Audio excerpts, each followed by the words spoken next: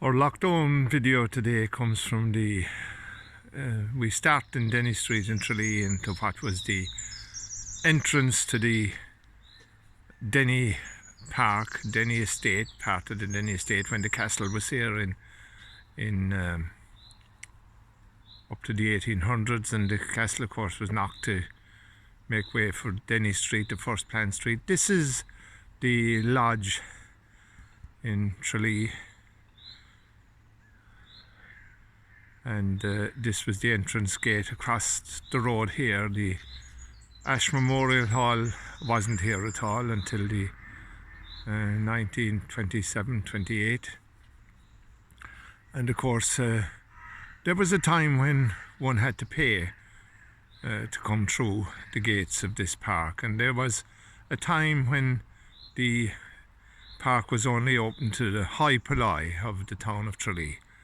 And of course that all changed when first of all the Denny's sold the estate to the Feenertys in 1889 or thereabouts, and subsequently then the Feenertys, the town commissioners, took over the estate in 1922. And I was interrupted there for seconds. I heard somebody in the park whistling. And of course, it's very unusual now to hear somebody in the park. And there's a caretaker in the park at work early in the morning. And of course, at this point in time, I'd like to pay tribute to the Save the Green Committee, who have celebrated their 50th anniversary lately. And of course, they were formed a few years ago because there was a danger that there would be an encroachment here into the park, and we're very lucky here in Tralee to have a park so central to the town centre. It's a 2-minute walk from the town centre. It's I think we're blessed really to have it. But the committee was formed, of course, the late Maeve O'Donnell, who passed away last year, Tommy Collins, Jim Griffin, Maurice Fournane. Of course, I'm going to miss some, and I'm going to add some that shouldn't be there at all, probably. It's the danger when you get to naming names. But as we look across the road at the lodge, of course, is inside in what is now Padraig Pearse Park, but at that time it was Foster's Field. And there was a danger that Foster's Field, even though it is detached from the town park itself, it still makes up part of the whole ensemble of the town park. There was a danger that it would be built on, and the Save the Green Committee stepped in and have been working ferociously for the past number of years to make sure that none of the town park would be taken for purposes other than which it is being used at the moment. And of course this is the main entrance now to the town park. It wasn't always there, and you know that it's mainly about my own memories of places I speak, and I touch on history here and there. Don't always get it right, but this is a new entrance which was developed in the last few years. Not the entrance of my memories, but we'll go through this gate today. I would like to pay tribute also this morning to Brendan and Lorna Enright, who maintained this park for many years and helped develop it into the town park it is today. And of course Lorna is, I stand to be corrected, but I think she's the daughter of Mrs. Hickey, who had the pub in Rock Street in Tralee, Annie Hickey. The park is really a credit to them on this beautiful sunny morning. Of course, they're retired now for over 12 months, but it was under their direction and their hard work and of course the backing of Tralee Town Council and successive town clerks, and that has this it's a park that's the envy of the whole country, really. Of course, I was at a dedication here one evening at which Eddie Jennings spoke on behalf of DJ Curtin. DJ, of course, in America, and he had sent his wishes and he expressed what the town park meant to him, living in St. John's Park many years ago, when people hadn't cars, and this was a place of refuge and recreation for the whole town of Tralee. There, of course, is the other entrance, opposite the entrance to the Ash Memorial Picture House. That was the entrance. Now the part of it is the Tralee Tourist Office, and of course, as you come through the gates now, we have the sign of our times. We go from the ancient to the quite modern. The park is quiet this morning, although I heard someone whistling some time ago, but it disappeared quickly before I could capture it. Because there is a whistle peculiar to the town of Tralee. It's called the Boherby whistle, and somebody asked lately what it was. I'm sure they had a particular way of whistling in Boherby in Tralee. On the right hand side of the Ash Memorial Hall, of course, is the gateway that we came to know. At 14 years of age, when we left primary school, we came here on our bicycles, cycling through the gate.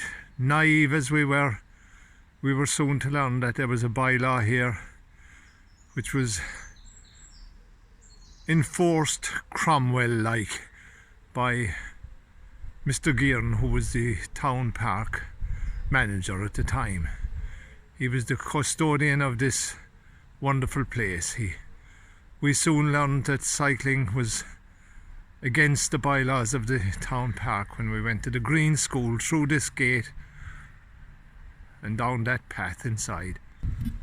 A few years ago again, the idea was mooted to put a road through here to alleviate the substantial traffic problems of the town of Tralee. And again, the Save the Green committee and stepped into the breach.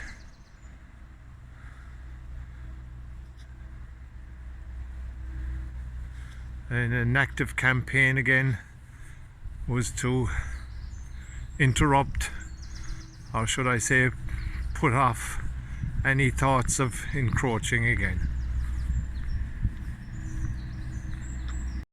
And this is the monument to the Fred Conlon, the sculptor, or who did it in actual fact. He sculpted this, and of course it depicts a blacksmith at work. Just inside the Green Gate as you walk from the Green towards the Mount Brandon Hotel, or the Brandon Hotel. And of course the road of which I spoke there a few moments ago was to come along, and what was a part of the park that's dedicated the first man to walk on the moon, on Cade Farr, the first man, Neil Armstrong. And of course this is called the Neil Armstrong Way. And as I have always pointed out to people, it's the history of the town, and it's all in front of us, and all we've got to do is open our eyes. Memory is one thing, but history is another. And of course it's mostly memory of which I speak.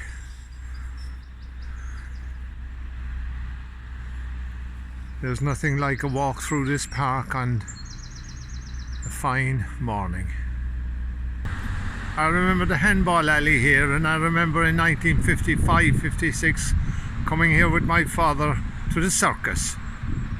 The Chipperfield Circus was here in that year.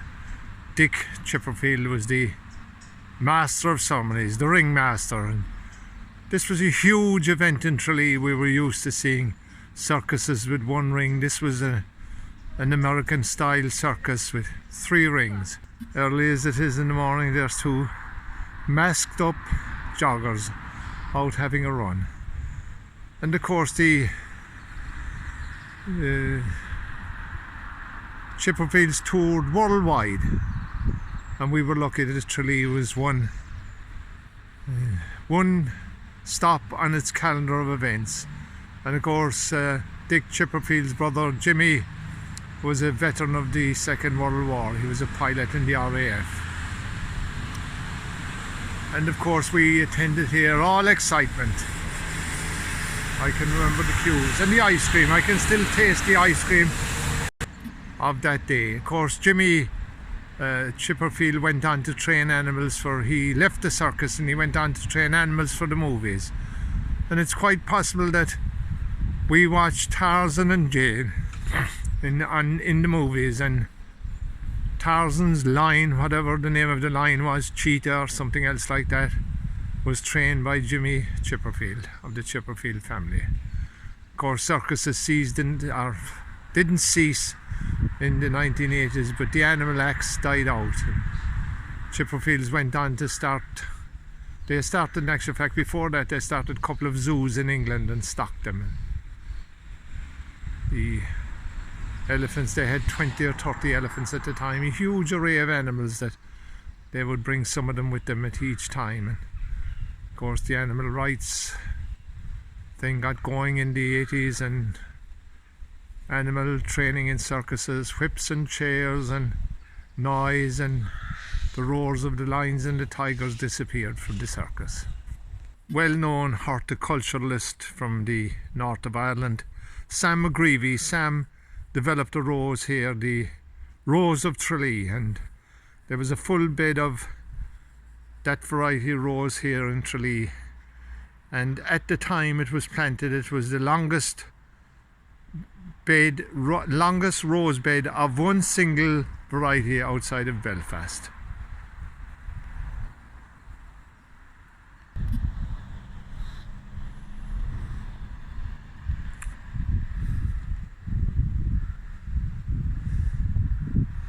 I'm standing here on a hill now that was the site of the old Tralee handball alley. Of course it was an uncovered arena. Anthony Moran, one of the town council staff who has the green in the condition it's in at the moment, working away hard. I've interrupted him. The handball alley that stood here provided a sporting ground for many of the great sporting heroes in the handball world. And of course we remember, because this is the second week in May of 2020, the year of the lockdown that I'm filming. And of course we heard the sad news of the passing of one of the great handball players that played in the alley that stood here, built in the mid-40s. It was and they played in sunshine, wind and rain, although the high walls of the alley prevented the sunshine from coming in, and there was a balcony here in the alley. And of course Paddy Dolly had 17 or 18 senior All-Ireland titles, the top of his sport in Ireland. And of course he wasn't the only handballer that came to fame here. He played with Paddy O'Brien as well, another great handball player. They played doubles, and he won many championships in doubles as well. And not too many years ago, Paddy was inducted into the Irish Hall of Fame. And of course we remember the Kearnses, Nicholas, Billy and Tomo. Billy was called the Buzzer. In actual fact, when one refers to the Kearnses now, they say the Buzzer Kearnses. Even the young next generation of the Kearnses, they still refer to them. Such was their fame in the handball alley. Singles and doubles again, champions of Ireland. They just refer to them as the Buzzers. And one great character that came here, and there was lots of characters here, but one that comes to mind is one I met regularly till he passed away a few years ago, Twitty Quirk. When I'd meet Twitty, he'd always discuss handball with me. Twitty was a great character in the town. The Quirk family are very strong here still in Tralee. And of course now we're looking at the building that is the Irish National Folk Theatre, Shim Satira. Years before river dance was ever thought of, Father Paddy Dolly and his friends at the time said they'd develop a folk theatre and bring dance and storytelling on stage in the Irish tradition to Tralee in County Kerry. And of course it started behind my back in what was the Theatre Royal. Well, it didn't, it had a venue before the Theatre Royal, but its first permanent home was the Theatre Royal. It then went on to build this magnificent theatre here. You have built in the Irish stone wall tradition, and you have the round tower. The building itself depicts all that is good about national heritage. They come from all over the world here in the summertime for reasons that we know. It's quiet at the moment, but no doubt it will come to life again in the very near future.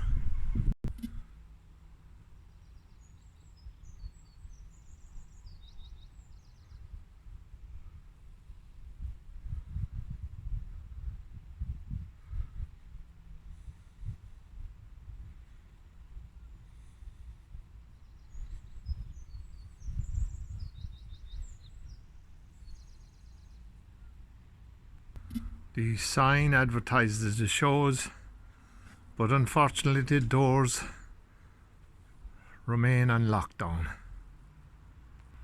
When I come here, one name comes to mind, one that was associated along with Father Paddy Dolly, and of course his brother as well, but Liam Hayslip of Brendan's Park, Tralee. And Sean O'Mahony, of course. Sean was a great performer, Sean.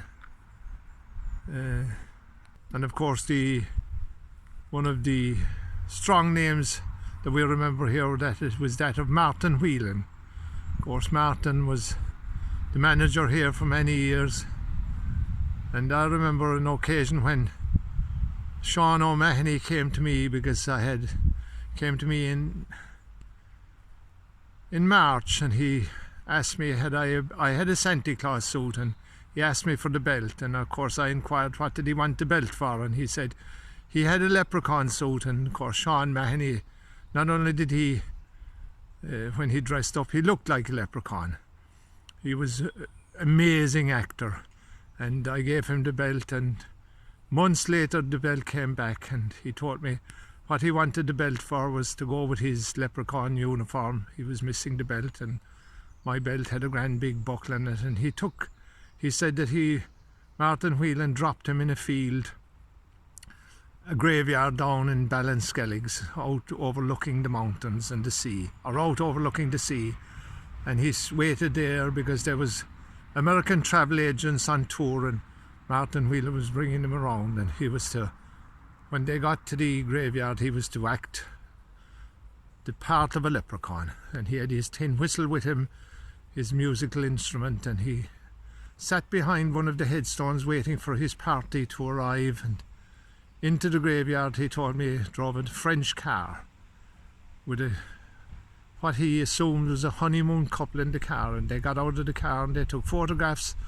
of the scenery, and they took photographs of each other, and they set the timer on the camera, and they took photographs of together. And when they were finished, the girl sat on the bonnet of the car, and he threw his arms around her and threw her back on the bonnet of the car, and they were playing around. What should you say? Fooling around. And of course she was looking out towards Sean, and as she did, he jumped up from behind one headstone and ran to another and took out his tin whistle and started playing it.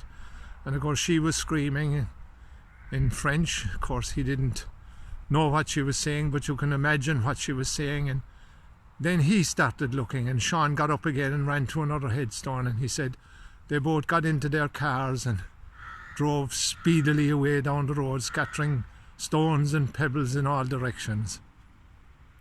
And you can imagine what they told their friends when they went back to France. There's no such thing as leprechauns, their friends would say. And they would say, there certainly is.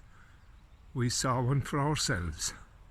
That's my memory of Sean O'Mahony, the great entertainer from Spa Road in Tralee, and originally from Rock Street, I think. Married to Anne Lehan. So don't let anyone tell you there's no such things as leprechauns, because I spoke to one. I have now come to an overgrown corner of the town park, and Castle Countess side, of course. Castle Countess is there. One of the 4 castles that guarded the town of Tralee. One here at the western side of the park, southwestern side. There was another one in the east, this one, the Castle Countess, where the area gets its name, and one in Ballybeggin in the north of the town of Tralee, and one in Ballymullen, which we've seen in a previous video, and one in Pembroke Street area of Tralee. 4 minor castles, as well as the larger Denny Castle in the middle of the town. And the steps as we come in here, and this is an area of the town which is a little bit overgrown. A corner of the park that's quite secluded from everywhere else, and in the castle there's a grotto, and of course this was a great courting spot in the 50s and 60s. It was, you could go up, I remember going up on top there and sitting down. It was we had great times in this corner of the park.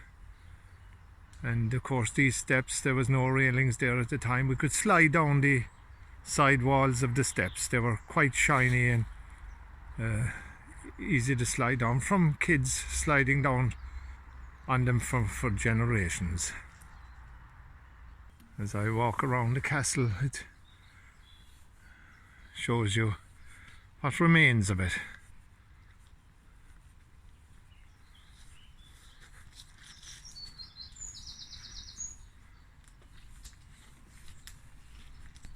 That's all that remains of the castle on the southwestern side of the town park, behind Sheemsha Tira. It's, as you walk around the park on the pathways, you'll come across it. Speaking of courting, of course this is a lovely park. A lovely place to bring a girl, hold her hand and walk with her. How I wish I was young again. And of course the town park here, I don't know an awful lot about the flora and fauna of this park, but Don Nolan of Liscahan Nursery in Tralee, that lives not too far from the park now, can overlook it from his house in Ballard. Don gives a great, wonderful tour of the town of Tralee, in which he speaks about the trees and their history and their planting, and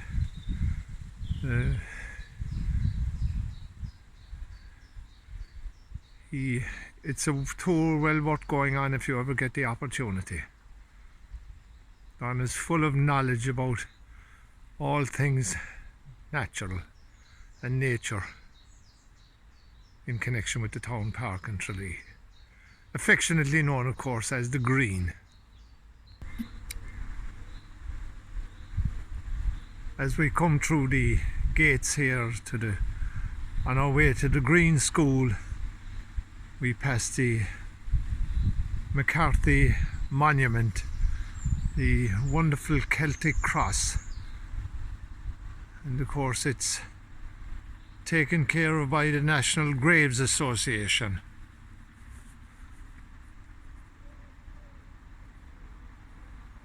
A wonderful example.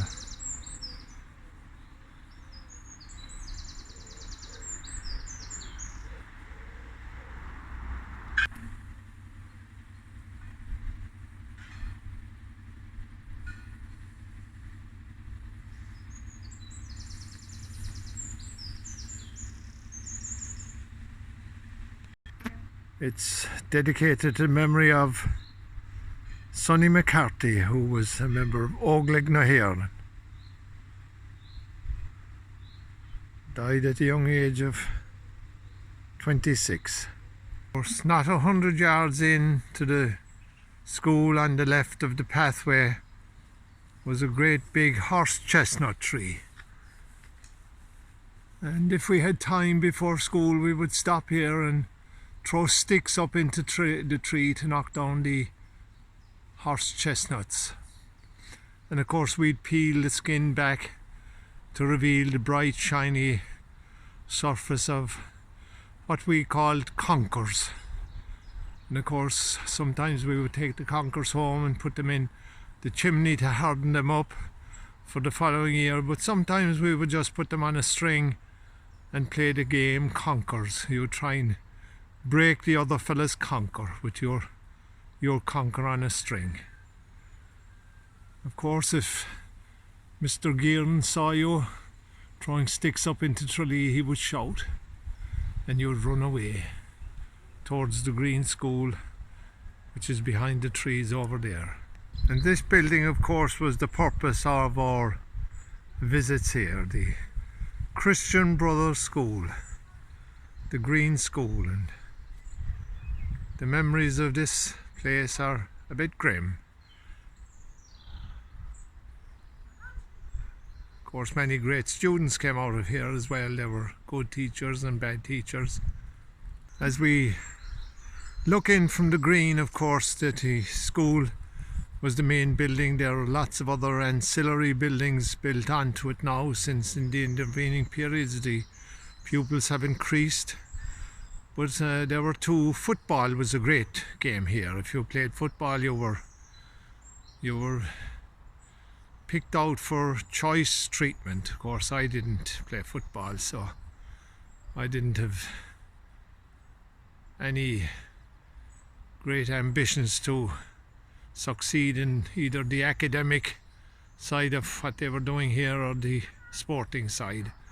And of course, the good players were sent to the field, which was, as we look from the green on the left, a big walled-in field where it produced marvellous football players, of course, that went on to play for their clubs and their county, and in latter years their country, when the national football game went to Australia and America. And of course, on the right hand side here there was a little small field where all the fellas that couldn't play football were put in.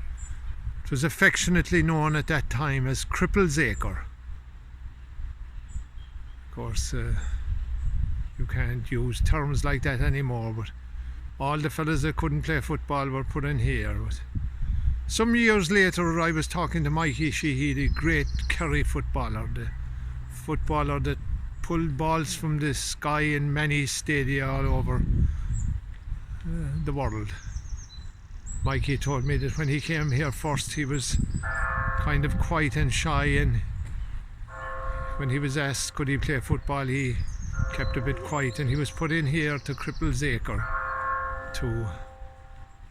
for a few games. So it consoled me that he played here in Cripple's Acre.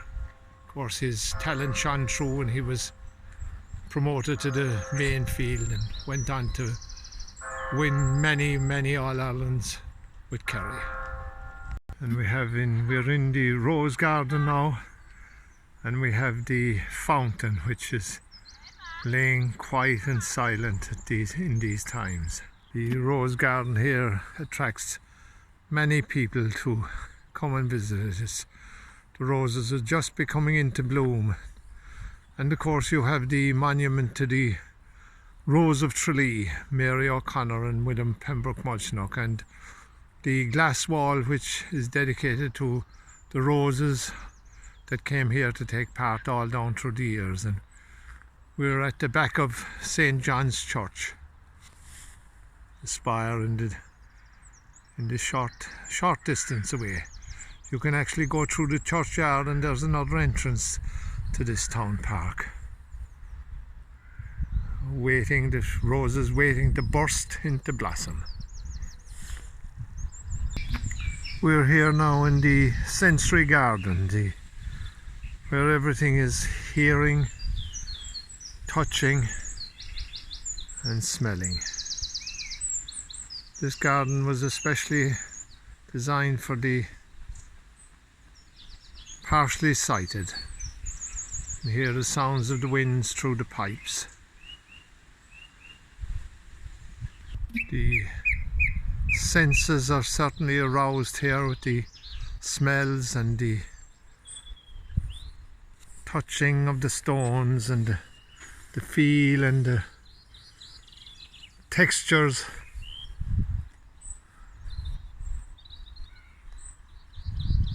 And of course all the signage here is in Braille.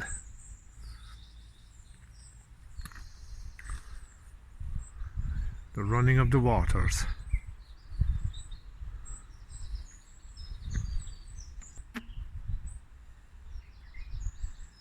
Of course, at this church you can start your journey on the Kerry Camino, and you can walk in the footsteps of the great saint, Saint Brendan the Navigator.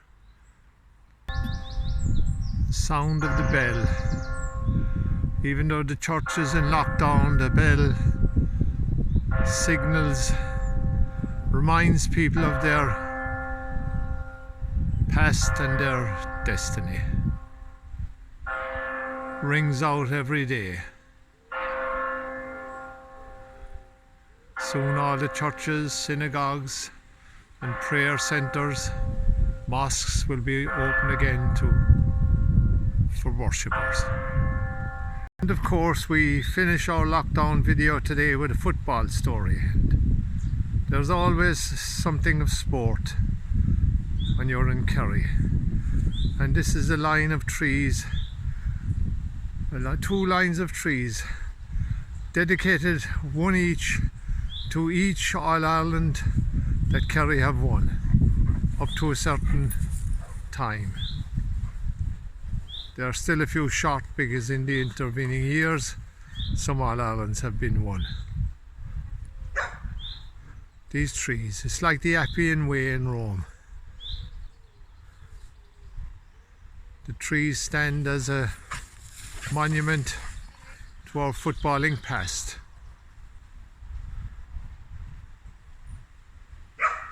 We leave our lockdown video today in the town park of Tralee, known locally as the Green.